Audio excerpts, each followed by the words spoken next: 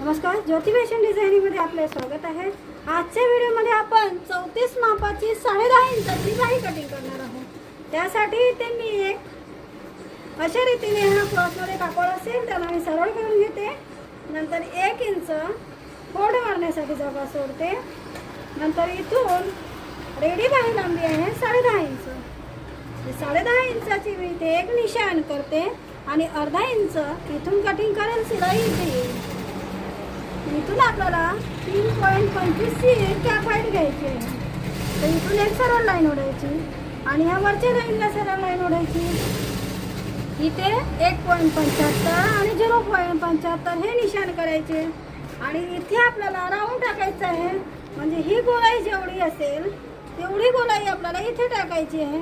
आता त्याची गोलाई आहे इथे 7.25, तर 7.25 वरती एक निशाण करते आणि इथे 1.50 शिलाई मार्जिन सोडते आणि इथे 11.5ची म्हणजे 10.5 ची बाही आहे, गोलाई आहे 11.5, 11.5चे अर्धे येईल 5.75 आणि प्लस 1.5 इंच शिलाई मार्जिन।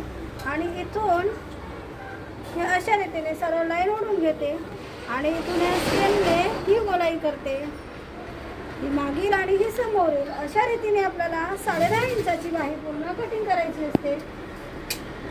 आपण मार्किंग केल्यानंतर याला कटिंग करायचे।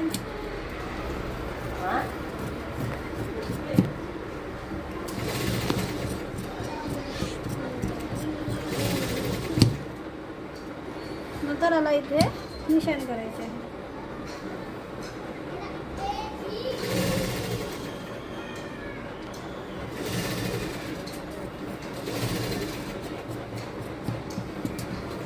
अशा रीतीने आपण ही 34 मापाची 10.5 इंचाची बाही पूर्ण कटिंग केलेली आहे।